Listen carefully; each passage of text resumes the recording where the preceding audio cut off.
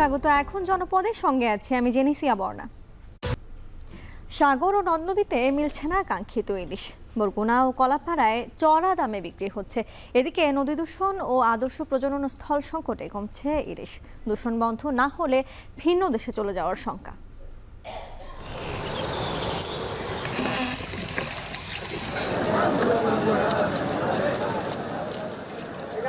ইন্ডিয়ার মাছ দিবেন না, আমরা খাইয়া ভাষায় হালাই দেবো। আর আমরা ভাষায় যা দূরের কথা, মাছ ধরতে পারি না, দললেই কারেন্ট মারে। ইলিশ মাছ কিনতে আসি, আইয়া হাগো দাম জিগাইলে কয় 1200 টাকা কেজি, 1400 টাকা কেজি। তা এটি কেমনে কিনবো? পলিউশন না কমায় তাহলে ইলিশও এক সময় প্রাচুর্যতা কমতে কমতে বিলুপ্তের পথে চলে যাবে, অথবা সে তার মাইগ্রেটরি রুট চেঞ্জ করে ফেলবে। এখন জনপদে নিয়ে থাকছে বিস্তারিত।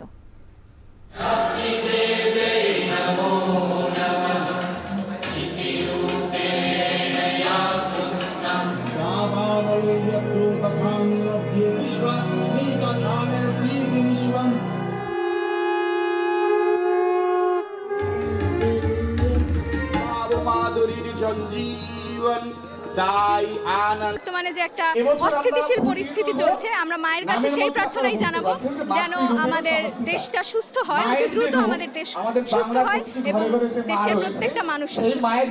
মায়ের কাছে প্রার্থনা করি আমরা যাতে বর্তমান ক্রান্তিকাল থেকে উত্তরিত হতে পারি।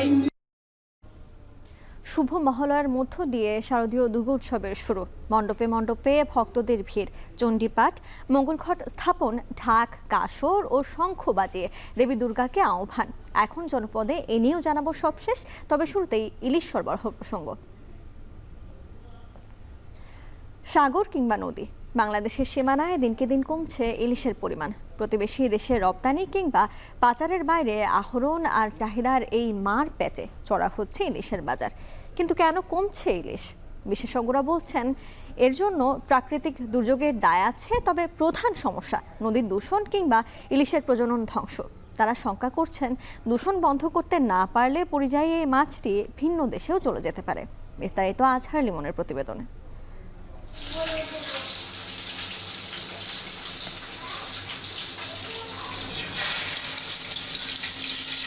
দূর সাগর থেকে ইলিশের এই যে বাঙালির রসুই ঘরে ঢোকার আকাঙ্ক্ষা, তা হয়তো এ তটের মানুষের সার্বিক পুষ্টি ঘাটতি পূরণের জন্য।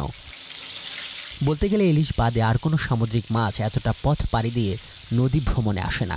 পুষ্টিবিদরা বলছেন নদীময় বাংলার সংস্কৃতির সঙ্গে জড়িয়ে আছে যে ইলিশ, তা শুধু খেতে প্রিয় তা নয়, সমুদ্র পুষ্টির বিশুদ্ধ উৎস। আমাদের দেশে অনেক বাচ্চা তাদের বুদ্ধিমত্তা বিকশিত হয় না, তারপর আইকিউ তাদের স্বাভাবিক বাচ্চাদের তুলনায় অনেক কম থাকে। তো এই আয়োডিনের মতো গুরুত্বপূর্ণ খনিজ লবণটা আমরা ইলিশ খাওয়ার মাধ্যমে পূরণ করতে পারি।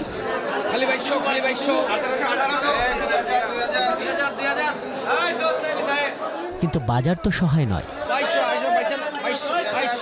এই ভরা মৌসুমেও বাজারের থলেতে যে অন্তত একটা ইলিশ ঢুকছে না, তা নিয়ে কত আক্ষেপ এই মানুষদের।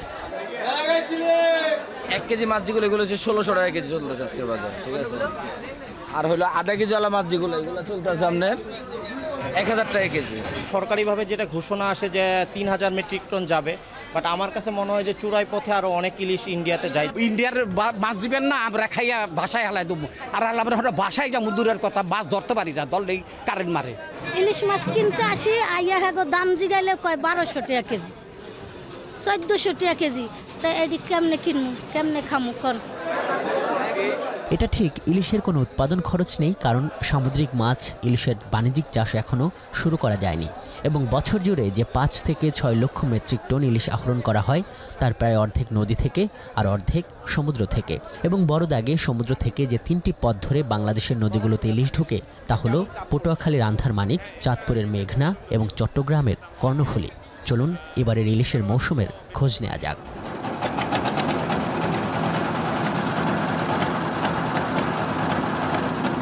প্রধানত প্রজননের উদ্দেশ্যে বঙ্গোপসাগর থেকে এই নদীতে 1200 থেকে 1300 কিলোমিটার পর্যন্ত পাড়ি দেয় ইলিশ। এবং আমরা এখন রয়েছে পদ্মা নদীর মাওয়া পয়েন্টে, দেখছি যে এখানে একদল জেলে এই ইলিশ মাছগুলো ধরেছেন। এবং এই মাওয়ার এই প্রান্তটি ইলিশ আহরণ এবং এই অবতরণের জন্য বেশ পরিচিত। এই আশ্বিনের এই সন্ধ্যায় আমরা দেখতে পাচ্ছি যে আস্তে আস্তে এই পুরো নদী জুড়ে আস্তে আস্তে এই জেলেরা নেমে আসছে এবং সন্ধ্যা যতটাই গড়াবে জেলেদের সংখ্যা এখানে ততটাই বাড়তে থাকবে।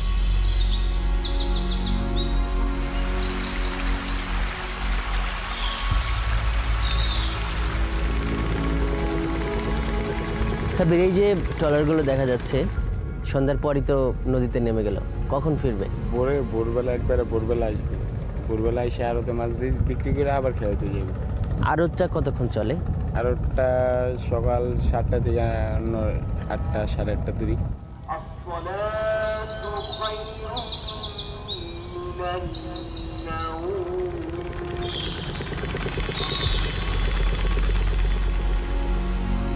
ভোরের আলো ফোটার সঙ্গে পাল্লা দিয়ে পদ্মা পারে মাঝঘাটমুখী ইলিশ ধরা ট্রলারগুলো। তাদের উদ্দেশ্য মাওয়া মৎস্য আড়ত। রাতভর কেমন মাছ পড়ল প্রশ্ন করেছিলাম জেলেদের। কয় কেজি হবে এখানে সব মিলে? 10 কেজি, 6-7 কেজি। মানে এটা কখন নামছেন আপনারা দুজন? কালকে সকালে। কালকে সকালে? তো কালকে সকালে থেকে আজকে সকালে এই 6-7 কেজি। এটা কত বিক্রি করা যাবে আশা করতেছেন? কত? 1000 টাকা বিক্রি করা যাবে। আগেটা 60টা লিটার আর কিনছি 110টা। 1 কেজি জাল কিনছি, 1 কেজি গুটা কিনছি 110টা, আমি 1 কেজি গুটা কিনলাম 30 টাকা। তখন আমাকে কতটা বাড়ি গেছে মাছের দাম তো আমার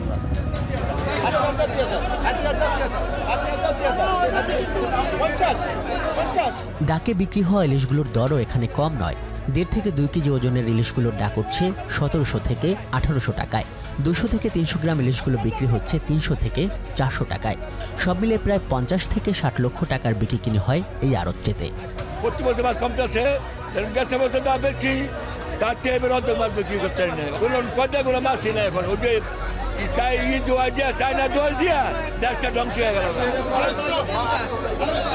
ভোর থেকে সকাল 8টা 8:30 পর্যন্ত চলে এই আড়ত এবং সব মিলিয়ে আমরা যে চিত্রটি দেখলাম যে পদ্মা থেকে আসা ইলিশের সরবরাহ একেবারেই কম এবং প্রধানত এখানে ভোলা এবং চাঁদপুর থেকে ইলিশ আসে এবং এখানকার আড়তদারাও বলছেন যে দিনকে দিন ইলিশ মাছ কমছে। আমরা একটু চাঁদপুরে যেতে চাই, ইলিশের জন্য বিখ্যাত চাঁদপুরে, দেখে আসি যে সেখানকার আড়তের চিত্রটা কেমন।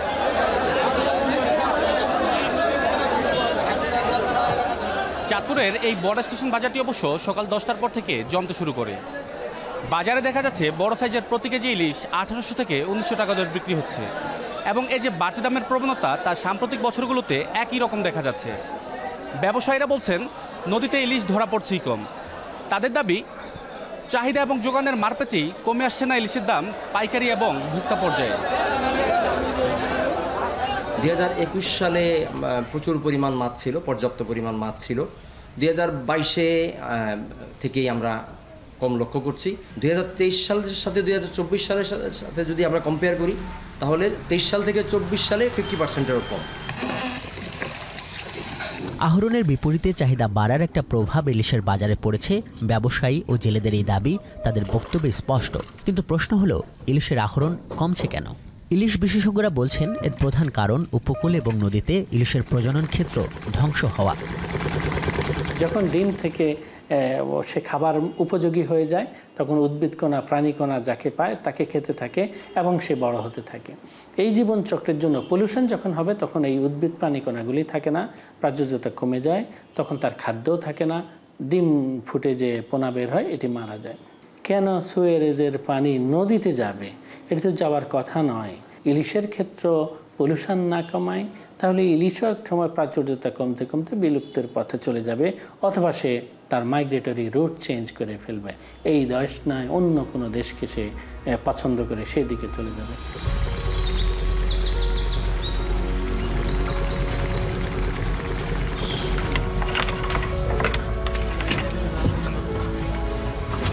কিন্তু এ নিয়ে কি কোনো উদ্যোগ আছে সরকারিভাবে?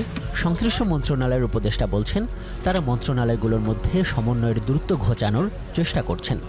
যে আমরা যদি আন্তঃমন্ত্রণালয় মিটিংগুলো করি, পরস্পরের সাথে সমন্বয় সাধন করতে পারি এবং সম্ভবত এই সরকারের এইটা একটা নতুনত্ব সৃষ্টি করার বিষয় আছে, যে আমরা নতুনভাবে কাজ করতে দেখি।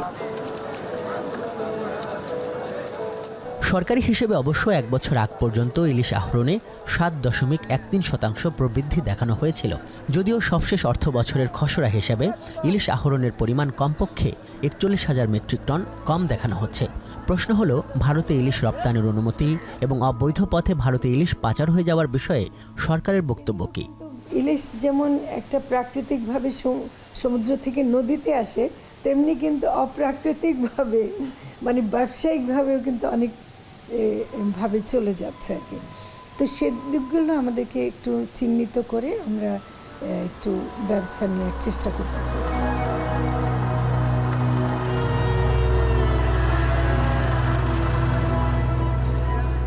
সরকার আশা করছে অমাবস্যা পূর্ণিমার যে প্রভাবের কারণে ইলিশ আহরণ প্রভাবিত হয়, সে হিসেবে অক্টোবরের শুরুর দিকে বেশি পরিমাণে ইলিশ ধরা পড়ার সম্ভাবনা রয়েছে। এছাড়া ভারতের সঙ্গে মিল রেখে নতুন করে ইলিশ ধরার নিষেধাজ্ঞার তারিখ নির্ধারণ করা হয়েছে, তাতেও ইলিশের প্রজনন ও আহরণ বাড়বে বলে মনে করেন এই উপদেষ্টা। আজহার লিমন, এখন, ঢাকা। বরগুনার পাথরঘাটায় চড়া দামে বিক্রি হচ্ছে ইলিশ। বর্তমানে বড় আকৃতির ইলিশ বিক্রি হচ্ছে 1800 থেকে 1900 টাকা কেজি দরে। সিন্ডিকেট করে দাম বাড়ানোর দাবি ক্রেতাদের। এ বিষয়ে আরও জানাতে বরগুনার পাথরঘাটা থেকে যুক্ত হচ্ছেন সহকর্মী জিয়াদ মাহমুদ। জিয়াদ, সকাল থেকেই তো আপনি আমাদের সাথে যুক্ত ছিলেন। আপনার কাছ থেকে জেনেছি যে কোন ধরনের মাছ আসলে কত দামে বিক্রি হচ্ছে আকৃতি ভেদে। একটু জানতে চাই, যারা ক্রেতা আছেন, ইলিশের ক্রেতা, বাজারে তো অনেক ধরনের মাছের ক্রেতা আপনি দেখতে পাচ্ছেন, ইলিশের ক্রেতা কেমন দেখতে পাচ্ছেন?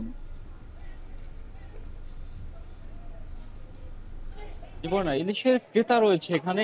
এই মৎস্য আবর্তন কেন্দ্র মূলত আমি যেখানে দাঁড়িয়ে আছি, দেশের এটি দ্বিতীয় বৃহত্তম মৎস্য আবর্তন কেন্দ্র, পাথরঘাটা মৎস্য আবর্তন কেন্দ্র, এবং এখানে ইলিশের ক্রেতাই বেশি। তো ক্রেতাদের মন্তব্য থেকে আমি শুরু করতে চাই। ক্রেতারা এই কিছুক্ষণ আগে অনেক ক্রেতাদের সাথে আমার কথা হয়েছে, তারা যেটি জানিয়েছেন যে তারা বলছেন যে ইলিশ যদি জানতো যে তাকে নিয়ে এত সিন্ডিকেট করা হচ্ছে, তাহলে ইলিশ এই বিষখালী, পায়রা, বলেশ্বর কিংবা সমুদ্রে বিচরণ বন্ধ করে দিত।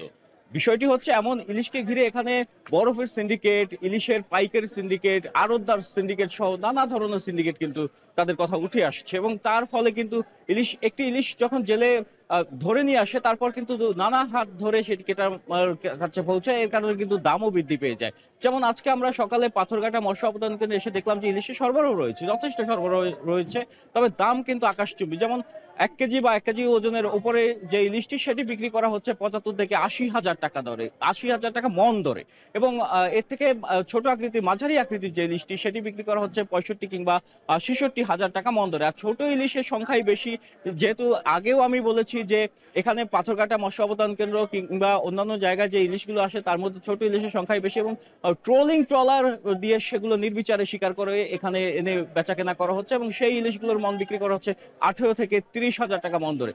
এদিকে ক্রেতাদের সাথে কথা বলে আরো একটি বিষয় জেনেছি যে বরফ সিন্ডিকেটও রয়েছে এখানে। বরফ সিন্ডিকেটের কারণেও কিন্তু ইলিশের দাম বেড়ে যাচ্ছে। যেখানে আগে 150 টাকায় 1 ক্যান বরফ পাওয়া যেত, সেখানে সেটি কিন্তু সিন্ডিকেট করে 200, 250, কোনো ক্ষেত্রে এখানে বিদ্যুৎ বিভ্রাটের কারণে এবং নানা অজুহাত দেখিয়ে কিন্তু সেই বরফের ক্যান কিন্তু 500 টাকায় বিক্রি করে এখানকার অসাধু ব্যবসায়ীরা। এর ফলে কিন্তু মাছের দাম যেমন বেড়ে যায়, তেমনি ক্রেতাকে কিন্তু ভোগান্তিতে পড়তে হয়। তো এখানকার জেলেদের সাথে কথা বলেছি, তারাও যেটি জানিয়েছেন যে 24 জুলাইয়ের পর, মানে নিষেধাজ্ঞা উঠে যাওয়ার পর, তারা সাগরে বারবার দফায় দফায় বৈরী আবহাওয়ার কারণে কিন্তু মাছ শিকার ব্যাহত হয়েছে। এখন জেলেদের জালে মাছ পড়ছে ঠিকই, তবে এখানে যে যারা আড়তদার রয়েছেন কিংবা অন্যান্য যে সিন্ডিকেট গুলো রয়েছে, তারা কিন্তু তাদের কাছ থেকে একটা সর্বনিম্ন দামে ইলিশ কিনে নিচ্ছেন, এবং সেক্ষেত্রে কিন্তু জেলেরাও ক্ষতিগ্রস্ত হচ্ছেন। যেমন আমি আরো একটি বিষয় আপনাকে জানিয়ে রাখি যে 24 পর্যন্ত বকেয়া বেতন ভাতার দাবিতে আজও নবীনগর চন্দ্রা মহাসড়ক অবরোধ করে রেখেছেন একটি কারখানার পোশাক শ্রমিকরা। এতে মহাসড়কে তৈরি হয়েছে দীর্ঘ যানজট। এ নিয়ে আরো জানাতে সাভারের আশুলিয়া থেকে যুক্ত হচ্ছেন সহকর্মী হুমায়ুন কবির। যাচ্ছি তার কাছে। হুমায়ুন, কোন স্থানে পোশাক শ্রমিকরা সড়ক অবরোধ করে রেখেছেন, এবং জানতে চাই সাভার আশুলিয়ার শ্রমিক বিক্ষোভের জেরে এখনকার সার্বিক পরিস্থিতি সম্পর্কে। বর্ণা, আপনি নিশ্চয়ই জানেন গত 48 ঘন্টা ধরে কিন্তু বার্ডস গ্রুপের শ্রমিকরা দেখতে পাচ্ছেন রাস্তায় নেমে আছে তাদের পাওনা বেতন ভাতার দাবিতে। মূলত গত 28 আগস্ট তাদের যেই 4টি ফ্যাক্টরি রয়েছে বার্ডস গ্রুপের, সেগুলো লে অফ ঘোষণা করা হয়েছিল। বলা হয়েছিল সোমবার মানে গত পরশুদিন তাদের সকাল 8টায় বেতন ভাতা পরিশোধ করার কথা ছিল, কিন্তু শ্রমিকরা প্রধান ফটকে এসে দেখতে পান সেখানে একটি নোটিশ লাগানো রয়েছে 3 মাস পরে তাদের বেতন ভাতা দেওয়া হবে। পরে শ্রমিকরা কিন্তু বিক্ষুব্ধ হয়ে সড়ক অবরোধ করেন। তারপর থেকে কিন্তু অবরোধ চলমান রয়েছে। শ্রমিকরা একটু পরপরই বিভিন্ন স্লোগান দিচ্ছেন, বিক্ষোভ করছেন। তারা বলছেন তাদের ন্যায্য দাবি আদায় না হওয়া পর্যন্ত তারা কিন্তু সড়ক ছাড়বেন না। কিন্তু তাদের এই বিক্ষোভের ফলে নবীনগর চন্দ্রা মহাসড়ক যেটি রয়েছে, এই সড়কটি অবরোধের ফলে কিন্তু উত্তরবঙ্গগামী যেসব গাড়ি রয়েছে সেই সব গাড়ি কিন্তু বাধাগ্রস্ত হচ্ছে, ঢাকায় প্রবেশ করতে পারছে না। তারা কিন্তু বিকল্প সড়ক ব্যবহার করে ঢাকায় প্রবেশ করছে। এছাড়াও কিন্তু শিল্পাঞ্চল, সাভার, আশুলিয়া মোটামুটি এইখানে বিক্ষোভের কারণে, শ্রমিক বিক্ষোভের কারণে কিন্তু শিল্পাঞ্চল, সাভার, আশুলিয়াতেই গোটা শিল্পাঞ্চলে কিন্তু প্রভাব পড়েছে। যানজটে অতিষ্ঠ মূলত নগরবাসী এখানকার বলা যায়। এবং স্বল্প দূরত্বের যেসব চলাফেরা যারা করছেন, অটোরিকশা এবং পায়ে চালিত রিক্সা ছাড়া কিন্তু আর তেমন কিছু চলছে না। এবং আইন শৃঙ্খলা পরিস্থিতি স্বাভাবিক রয়েছে, তবে শ্রমিকরা গত 48 ঘন্টারও বেশি সময় ধরে কিন্তু মাঠে রয়েছেন। তারা তাদের দাবি আদায় না হওয়া পর্যন্ত মাঠে থাকবেন। তারা বলছেন আমরা কোনো আন্দোলন সংগ্রাম চাই না, আমরা দাবি আদায় না হওয়া পর্যন্ত মাঠে থাকব। তবে বর্ণা, একটা জিনিস জানিয়ে রাখছি, শ্রমিকরা বলছেন যে তাদের সাথে মালিক পক্ষ এসে কথা বলুক, তারপরে তারা হয়তো সেই দাবি মেনে নেবেন। কিন্তু শ্রমিকদেরকে একটা মেসেজ পাঠানো হয়েছে। ঢাকা জেলা পুলিশ কিছুক্ষণ আগে আমাকে নিশ্চিত করেছে, জেলা পুলিশকে একটি অডিও বার্তা পাঠানো হয়েছে। সেখানে বলা হয়েছে গার্মেন্টসটি লসের মুখে রয়েছে, বায়ার সংকটের কারণে তার হাতে কোনো টাকা পয়সা নেই। তিনি এই গার্মেন্টসগুলিকে বিক্রি করে শ্রমিকদের যে পাওনা রয়েছে সেটি পরিশোধ করবেন, সে পর্যন্ত তাকে সময় দেওয়ার কিন্তু আহ্বান জানিয়েছেন। এটি আসলে জেলা পুলিশের কাছে একটি অডিও বার্তায় নিশ্চিত করেছেন। তিনি কোথা থেকে এই অডিও বার্তা দিয়েছেন তেমনটি কিন্তু নিশ্চিত হওয়া যায়নি। সব মিলিয়ে আসলে শ্রমিক অসন্তোষের জেরে কিন্তু শিল্পাঞ্চল, সাভার, আশুলিয়া অনেকটা উত্তাল, এমনটি কিন্তু বলাই যাচ্ছে। এবং শ্রমিকদের এই নিরাপত্তা নিশ্চিতের জন্য কিন্তু সেনাবাহিনী, পুলিশ, বিজিবি এবং আইন শৃঙ্খলা বাহিনীর সদস্যরা রয়েছে। কিছুক্ষণ আগেও আমরা দেখেছি শ্রমিকদের সাথে পুলিশ কথা বলেছে, শান্তি শৃঙ্খলা বজায় রাখার জন্য কিন্তু তারা সর্বোচ্চ সতর্ক অবস্থানে রয়েছে, এমনটি কিন্তু পুলিশ নিশ্চিত করেছেন। অন্যদিকে শ্রমিকরা বলছেন দাবি আদায় না হওয়া পর্যন্ত, তাদের যে ন্যায্য বেতন ভাতা পাওয়ার যে দাবিটি সেটি আদায় না হওয়া পর্যন্ত তারা কোনো অবস্থাতেই রাজপথ ছাড়বেন না। বার্ডস গ্রুপের শ্রমিকদের সর্বশেষ পরিস্থিতি নিয়ে আমার কাছে এই ছিল সর্বশেষ। সাভার থেকে যুক্ত হয়েছিলেন সহকর্মী হুমায়ুন কবির। সারা দেশে দুর্গতি নাশিনী দেবী দুর্গাকে মর্তে আসার আহ্বান জানানোর মাধ্যমে শুরু হলো শারদীয় দুর্গোৎসবের আনুষ্ঠানিকতা। বুধবার ভোরে মণ্ডপে মণ্ডপে চণ্ডী পাঠ, মঙ্গল ঘট স্থাপন, ঢাক, কাঁসা ও শঙ্খ বাজিয়ে দেবীকে আহ্বান জানান ভক্তরা। সকাল 6:30টায় বরিশাল নগরের শ রোডের শ্রী শ্রী রাধা গোবিন্দ নিবাস মন্দিরে ভিড় করেন হিন্দু ধর্মাবলম্বীরা। এ সময় প্রথমে চণ্ডী পাঠ করে দেবীকে আহ্বান জানানো হয়, পরে মঙ্গল ঘট স্থাপন করে তাতে ফুল, তুলসী ও বেলপাতা দিয়ে করা হয় পূজা। এ সময় বিশ্বনাথ রায়ের চণ্ডী পাঠের সঙ্গে আগমনী সঙ্গীত পরিবেশন করেন শিল্পীরা। দিনটি উপলক্ষে ময়মনসিংহের দুর্গাবাড়ি মন্দিরে জড়ো হন ভক্তরা। কানায় কানায় পূর্ণ হয়ে যায় মন্দির প্রাঙ্গণ। ভোরের আলো ফোটার সঙ্গে সঙ্গে পিতৃপক্ষ শেষে ও দেবীপক্ষের শুরুতে চণ্ডীপাঠের মধ্য দিয়ে মর্তে দেবী দুর্গাকে আহ্বান জানান তারা। কিশোরগঞ্জের কালীবাড়ি মন্দিরে আয়োজন করা হয়েছে দেবীপক্ষের প্রথম প্রহরের দুর্গার আগমনী আরাধনা ও সাংস্কৃতিক পরিবেশনা। চণ্ডীপাঠ ও উলুধ্বনির মাধ্যমে শুরু হয়েছে মহালয়ার আনুষ্ঠানিকতা। দিনটিতে নানা আয়োজনে মেতেছেন সনাতন ধর্মাবলম্বীরা।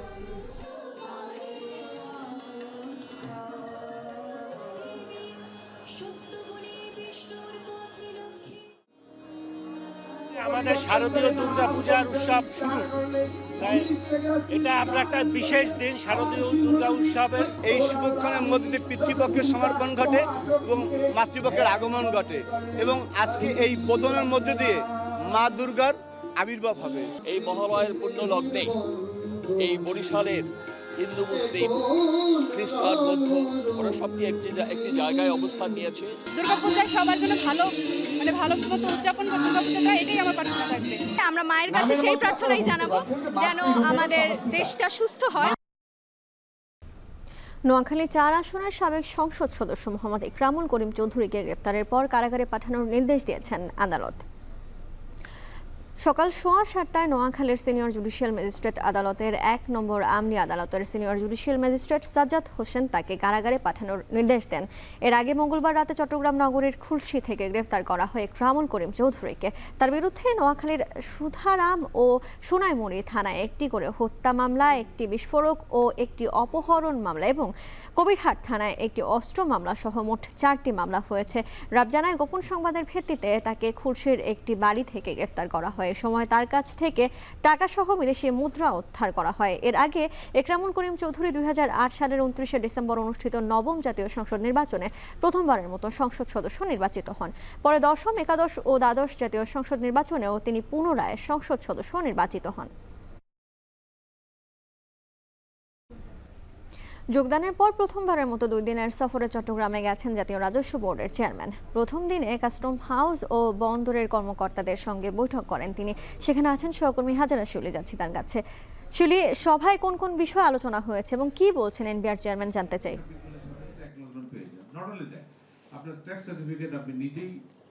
এনবিআর চেয়ারম্যান কিছুক্ষণ আগে কাস্টমস কর্মকর্তাদের সাথে বৈঠক শেষ করেছেন এবং তিনি বলেছেন যে জুলাই বিপ্লবের কারণে রাজস্ব আদায় কিছুটা কমেছে, তবে ব্যবসায়ীরা যদি যথাযথভাবে শুল্ক কর দেয় এবং সরকার যেসব পদক্ষেপ নিয়েছে সেগুলো যদি যথাযথ বাস্তবায়ন করা যায় তাহলে রাজস্ব আদায়ে ঘাটতি হবে না। এছাড়া চট্টগ্রাম কাস্টমস হাউসে যে সম্প্রতি যে সার্ভারের সমস্যা দেখা দেয় এবং সার্ভারের কারণে আমদানি রপ্তানি কার্যক্রম অনেকটা অচল অবস্থায় চলছিল, তিনি বলেছেন যে সার্ভারের যে মেইনটেনেন্স সেটা কিন্তু পুরোপুরি এনবিআর এর হাতে না এবং আইটি টিমের হাতেও না। এখানে যে কম্পিউটার কাউন্সিল যখন সার্ভার আপগ্রেডেশনের কাজ করে তখনই সংকট দেখা দেয় এবং এই সংকট যেন না হয় এবং বিশ্বের অন্যান্য দেশে যেভাবে সিমলেস সার্ভার হয় এবং তারা যখন আপগ্রেডেশন করে তখন যেন এই ধরনের যেন ব্যাঘাত না ঘটে এবং সার্ভারের যে গতি যেটা স্লো বা খুব ধীর ছিল সেটা যেন আরও গতি বাড়ানো যায় সেই বিষয়ে এনবিআর কাজ করছে এবং তারা কম্পিউটার কাউন্সিলকে বলেছেন। এবং এর সাথে তিনি বলেছেন যে এনবিআর যেহেতু ব্যবসায়ীদের জন্য কাজ করে, দেশের জন্য কাজ করে এবং ব্যবসায়ী এবং সে কারণে কাস্টমসের হাউসের সেবা যেন ব্যবসা বান্ধব হয় এবং সিমলেস হয় এবং কোনো হয়রানি ছাড়া যেন ব্যবসায়ীরা সেবা পান, সেজন্য তিনি কর্মকর্তাদের দক্ষতা বাড়ানোর কথা বলেছেন। সেই সঙ্গে তিনি এনবিআর যে এসিপিডা ওয়ার্ল্ডের সার্ভারে বিভিন্ন ধরনের কারসাজির মাধ্যমে যেভাবে শুল্ক ফাঁকি দেওয়ার চেষ্টা করা হয় সেই বিষয়গুলোতে নজর দেওয়া হবে বলে জানিয়েছেন। এবং সর্বোপরি এখন বর্তমানে তিনি চট্টগ্রাম বন্দরের কর্মকর্তাদের সাথে বৈঠক করছেন এবং সেখানে তিনি বলেছেন যে বন্দরে যে স্ক্যানারের সংকট রয়েছে সেই সংকট আর থাকবে না। 5টি স্ক্যানার কেনা হয়েছে এবং এই স্ক্যানারগুলো যেহেতু কিছুটা এনবিআরের তহবিল ঘাটতি আছে এবং বন্দর চাইলে তাদের অর্থায়নে সেগুলো তারা দ্রুত ইনস্টল করতে পারবে এবং এর আগে পুরনো যে স্ক্যানারগুলো আছে যেগুলো আসলে ঠিকভাবে কাজ করছে না সেগুলো সরিয়ে নেওয়া হবে। এর বাইরে বন্দরে বর্তমানে যে কন্টেনার জট আছে সেই জট নিরসনও এনবিআর কাস্টমস কর্মকর্তাদেরকে নির্দেশনা দিয়েছে যেন দ্রুত শুল্ক আইন শেষ করে পণ্যগুলো ব্যবসায়ী ডেলিভারি নিয়ে যেতে পারেন এবং সেই সাথে বন্দরে যেসব হ্যাজার্ডস বা বিপজ্জনক বা ডেঞ্জারাস গুডস রয়েছে সেগুলো যেন দ্রুত ধ্বংস করা যায়, সেজন্য আন্তর্জাতিকভাবে সিঙ্গাপুর বা বিশ্বের অন্যান্য দেশের সাথে যেন বন্দর কাজ করতে পারে এবং একটি লাইসেন্সের মাধ্যমে যেন এই পণ্যগুলো ধ্বংস করতে পারে সেই বিষয়ে এনবিআর থেকে সব ধরনের সহযোগিতা থাকবে এবং দুই সংস্থা যেন পরিপূরকভাবে সমন্বিতভাবে কাজ করতে পারে এবং এখানে আসলে এনবিআরের কোনো বাধা থাকবে না বা কোনো সাংঘর্ষিক কোনো বিষয় থাকলে চট্টগ্রাম বন্দর তাদের নিজস্ব তহবিল থেকে সেগুলো বাস্তবায়ন করতে পারবে বলেও তিনি বলেছেন। তো এই ছিল আমার কাছে এনবিআর চেয়ারম্যানের বন্দর এবং কাস্টম কর্মকর্তাদের সাথে মতবিনিময় সবার সবশেষ। চট্টগ্রাম থেকে যুক্ত ছিলেন হাজারা শিউলি। গত কয়েক বছরে খুলনায় বেশ কয়েকটি প্রকল্পের কাজ শুরু হয়েছে, তবে নানা কারণে বন্ধ হয়ে যাওয়া এবং অনেক প্রকল্পে কাজের ধীর গতিতে অপচয় হচ্ছে রাষ্ট্রীয় অর্থ। এসব জায়গায় বিনিয়োগ করা হয়েছে শত শত কোটি টাকা।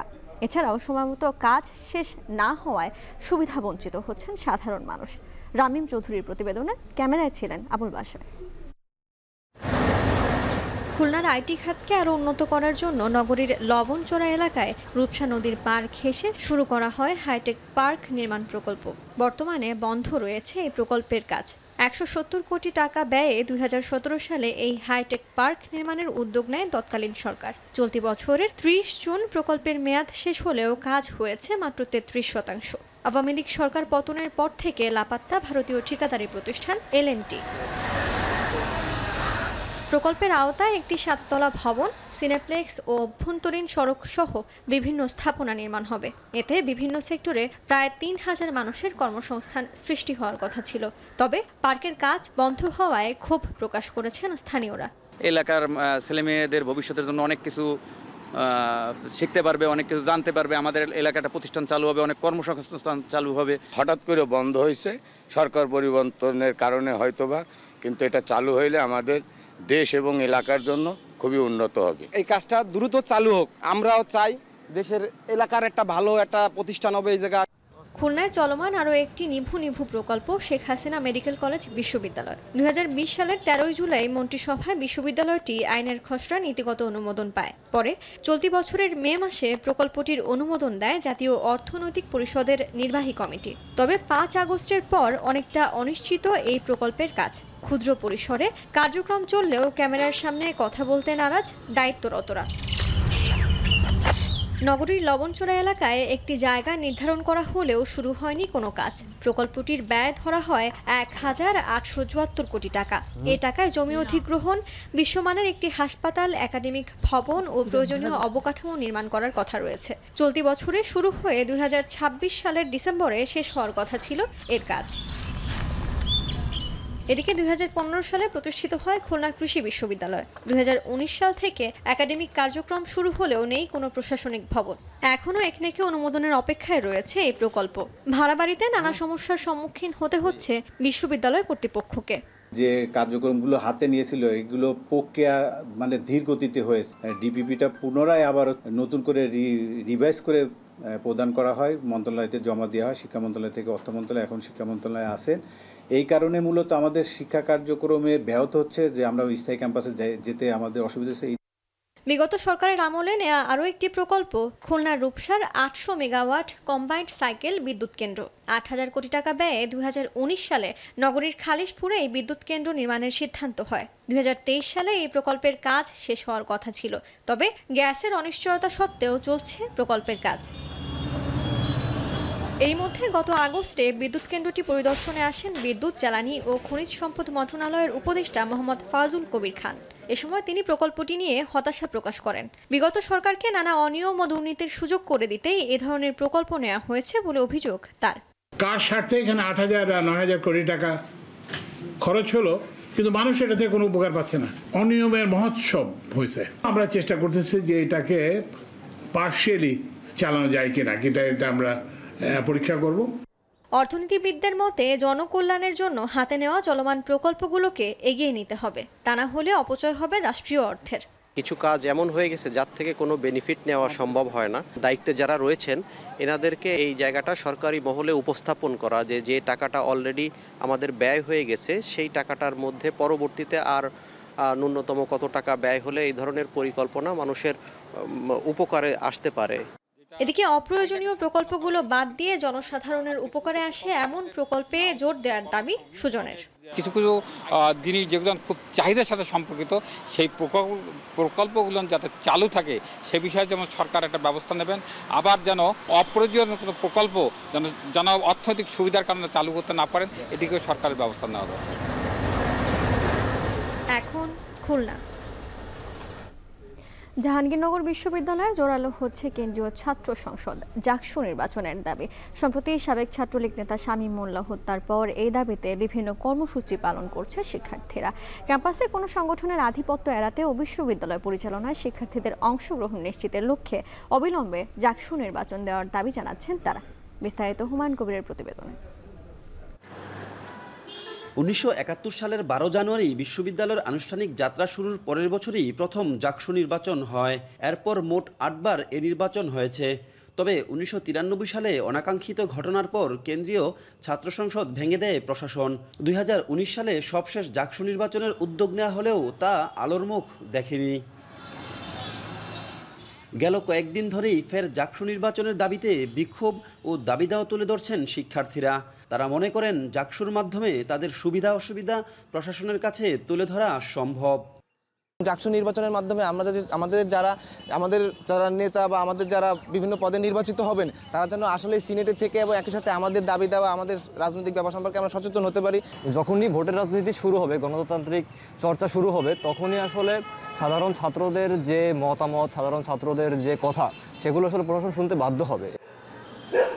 ক্ষমতাসীন সংগঠনের আধিপত্য কমানো ও সাধারণ শিক্ষার্থীদের কাছে ছাত্রনেতাদের দায়বদ্ধতা সৃষ্টির জন্য জাকসুর গুরুত্বপূর্ণ ভূমিকা রয়েছে বলে মনে করেন ছাত্রনেতারা। ছাত্র রাজনীতির যে সংস্কার, সেই সংস্কারের যৌক্তিক সংস্কারের মাধ্যমে জাকসু হবে এবং সেই জাকসু সব সংগঠনের যে সহাবস্থান, সেই সহাবস্থান নিশ্চিত করবে। ছাত্র সংসদ কেন্দ্রিক গণতান্ত্রিক রাজনীতির বিকাশ ঘটানোর অত্যন্ত জরুরত আছে এবং এই কেন্দ্রিকভাবে শিক্ষার্থীরা ইতিমধ্যেই কাজ করছেন। তারা গণস্বাক্ষর নিচ্ছেন বিভিন্ন ডিপার্টমেন্টে এবং তারা দাবি জানিয়ে আসছেন। জাকসু নির্বাচন না হওয়ায় ছাত্র প্রতিনিধি ছাড়া সিনেট অধিবেশন পূর্ণাঙ্গ হয় না বলে জানান শিক্ষকরা। এই যে ছাত্র সংসদ যে নির্বাচনগুলো বিশ্ববিদ্যালয় পর্যায়ে, এগুলো একটা চলমান প্রক্রিয়া। বিভিন্ন সময়ে এগুলো ব্যাহত হয়েছে বিভিন্ন রাষ্ট্রীয় ব্যর্থতার কারণে।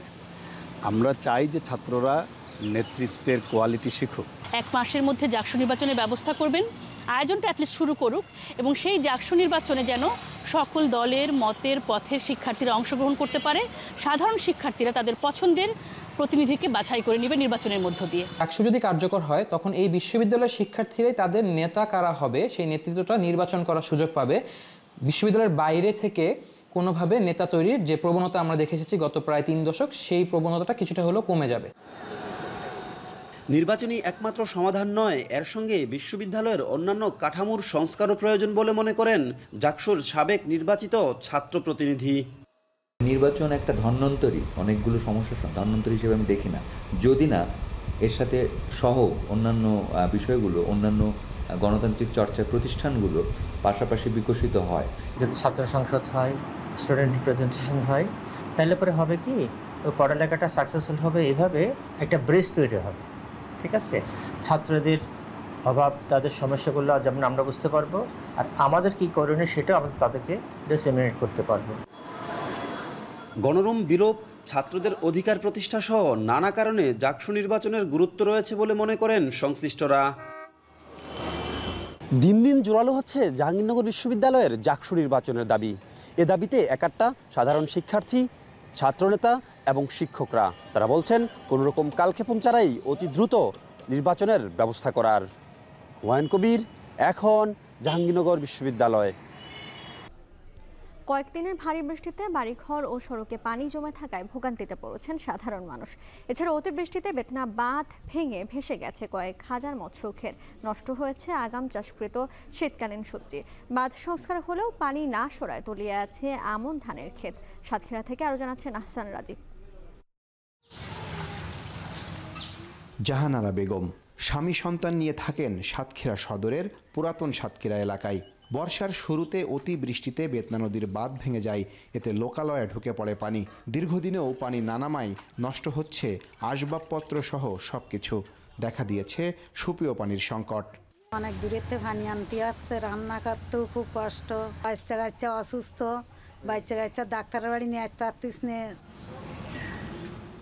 পানিবন্দী অবস্থায় দিন কাটছে সাতক্ষীরা পৌরসভার কয়েকটি ওয়ার্ড সহ 2 উপজেলার 6টি ইউনিয়নের কয়েক হাজার পরিবারের। এ অবস্থায় এলাকা ছেড়ে অন্য এলাকায় বাসা ভাড়া নিচ্ছেন অনেকেই। পাকা সড়কে পানি থাকায় চলাচলের একমাত্র ভরসা হয়ে উঠেছে বাঁশের তৈরি সাঁকো। 2 থেকে 3 হাজার বাড়িঘর, কোনো চলাচল করার কোনো লাইনে নেই, খাওয়া দাওয়া বন্ধ, চুলোর ভেতরে পর্যন্ত পানি ঢুকে গেছে। ভেলা তৈরি করেছি যাতে আসা যাওয়া করা যায়, পানির মধ্যে এভাবে তো জীবনযাপন করা যায় না। আমাদের এই পানিটা সরার কোনো নিষ্কৃষ্ট বন্ধ ব্যবস্থা নেই। পানিটা সরার ব্যবস্থা করলে আমরা যেন বাঁচতে পারি। এদিকে পানিতে তলিয়ে গেছে আমন ধান ও আগাম চাষকৃত শীতকালীন সবজির ক্ষেত, ভেসে গেছে 6,000-এর বেশি মৎস্য ঘের ও 1,000-এর বেশি পুকুর। এতে স্থানীয় বাজারে বেড়েছে মাছ ও সবজির দাম। এখন আমরা খুব কষ্টে আছি, গরু বাছুর নেই, গরুর খাবার নেই, মানুষের তো ওই বাজার ঘাট হচ্ছে না, বাল বাচ্চা খুব দুরবস্থায় আছে। আমার 10-12 বিঘি জমির ঘের 10-12 লক্ষ টাকা মাছ চলে গেছে, ঘের সম্পূর্ণ ভেসে গেছে, আর অধিকাংশ ঘের সব ডুবে গেছে। আমরা সবাই ক্ষতিগ্রস্তের মধ্যে আছি। কৃষি বিভাগ বলছে শুধুমাত্র কৃষি খাতে ক্ষতির পরিমাণ 10 কোটি টাকা। নতুন করে ফসল উৎপাদনের জন্য কৃষকদের সহযোগিতার প্রস্তুতি নিচ্ছে কৃষি বিভাগ। ক্ষতিগ্রস্ত কৃষকদের আগামীতে যে পুনর্বাসন কর্মসূচির আওতায় যে সহায়তা আসবে সেই দিকে আমরা একটু বেশি মনোযোগী হব, যেন তারা ক্ষতিটাকে পুষিয়ে নিতে পারে। এবং আমরা রবি ফসলকে খুবই গুরুত্ব দিয়ে পরিকল্পনা করছি। জেলা মৎস্য বিভাগ বলছে এ খাতে ক্ষতির পরিমাণ 600 কোটি টাকা। অবস্থার উত্তরণে দ্রুত কার্যকর পদক্ষেপ চান পানিবন্দীরা। আহসান রাজীব, এখন সাতক্ষীরা। বগুড়ার চণ্ডীহারা হাটে বেড়েছে কলার সরবরাহ, তবে এখনও দাম চড়া। জাত ভেদে প্রতি কাঁদি কলা বিক্রি হচ্ছে 400 থেকে 700 টাকায়, যা হালিতে পড়ছে 20 থেকে 30 টাকায়। এ বিষয়ে আরও জানাতে যুক্ত হচ্ছেন মাজেদুর রহমান, যাচ্ছি তার কাছে। মাজেদ, হাটে সরবরাহ কেমন জানাবেন বিস্তারিত আমাদের। হ্যাঁ বর্ণা, আমি যে স্থানটিতে রয়েছি সেটি হলো বগুড়ার চণ্ডীহারা নামক একটি জায়গা। এই জায়গাতে কিন্তু প্রতি শনিবার এবং বুধবারে কলার হাট লাগে। যে হাটটিতে আপনারা দেখতে পাচ্ছেন যে প্রচুর পরিমাণে কলা এখানে সরবরাহ হয়েছে। প্রায় 1 কিলোমিটার রাস্তার যে ধারে, সে ধারে কিন্তু এই কলাগুলো উঠেছে এই এলাকার কৃষক, বিশেষ করে শিবগঞ্জ, সোনাতলা, তা বগুড়া সদর, এই এলাকার যে কৃষক, সেই কৃষকরা এখানে কলা চাষ করেন এবং সে কলাগুলো কিন্তু এখানে হাটে বিক্রি করতে আসেন। আজকে এখানে দেখতে পাচ্ছেন যে এখান থেকে কলা লোড হচ্ছে, বিভিন্ন ট্রাকে লোড হয়ে দেশের বিভিন্ন স্থানে কিন্তু চলে যাচ্ছে এবং সেখানে কিন্তু কলা বিক্রি হচ্ছে। তবে আজকের যে দরদামটি, সেই দরদামটি কিন্তু একটু বেশি, কয়েক হাট থেকেই কিন্তু দামটি একটু বেশি যাচ্ছে, যেখানে কৃষকরা লাভবান হতে পারছেন। প্রতি বিঘা কলাতে এখানে খরচ হচ্ছে প্রায় 30,000 টাকা, সেখানে বিঘা প্রতি তারা বিক্রি করছেন 50 থেকে 60,000 টাকা। এখানে কলার যে প্রকারভেদ, বিশেষ করে চম্পা কলা, অনুপম কলা, সাগর কলা, মিহি কলা, বিভিন্ন জাতের যে কলা রয়েছে সে কলা ভেদেই কিন্তু দাম দর হয়ে থাকে। এখানে যে অনুপম কলার দামটি সবচেয়ে বেশি, এখানে প্রতি কাঁধি অর্থাৎ প্রতি ঘাউর, যেখানে এখানে স্থানীয় ভাষায় বলে, সেটির দাম কিন্তু 500 থেকে 700 টাকা হয়েছে এবং সাগর কলা তার কমে পাওয়া যাচ্ছে, চম্পা কলা আরও কমে পাওয়া যাচ্ছে। অর্থাৎ 400 থেকে 700 টাকা যে দরে, সেই দরে কিন্তু প্রতি ঘাউর কলা বিক্রি হচ্ছে। যদি হালিতে ধরা যায়, সেই হালিতে কিন্তু 20 থেকে 25 টাকা হালিতে কিন্তু কলাই, কাঁচা কলাগুলো বিক্রি হচ্ছে এবং সেই কলাটা পেকে তারা বিক্রি করছেন হয়তো 35-40 টাকা হালি দরে। তো এইভাবে কিন্তু কলা বেচা কিনা হচ্ছে। আর এখানে কৃষি বিভাগ যেটি বলছেন সেটি হলো গত কয়েক বছরের তুলনায় কলার চাষটা কিন্তু বাড়ছে। এবারে যে কলার চাষ, সেটি প্রায় 1200 হেক্টর জমিতে কলা চাষ হয়েছে। সেখানে কয়েক লাখ মেট্রিক টন কলা এখানে উৎপাদন হবে এবং এই কলাগুলো কিন্তু শুধু বগুড়ার চাহিদা না, বগুড়ার চাহিদা মিটিয়ে কিন্তু কয়েকটি জেলাতে এই কলাগুলো যায় এবং এই কলাগুলো বিক্রি হয়। আর কৃষকরা যেটি বলছেন যে এখানে যদি জাত ভালো পাওয়া যায় তাহলে হয়তো কলাতে তারা আরও লাভবান হতে পারবেন। তো এইভাবে কিন্তু কলা এখানে চাষ হচ্ছে এবং বিক্রি হচ্ছে। বন্যা, এই ছিল আমার কাছে বগুড়ার চণ্ডীহারা হাট থেকে কলার দরদাম নিয়ে সর্বশেষ।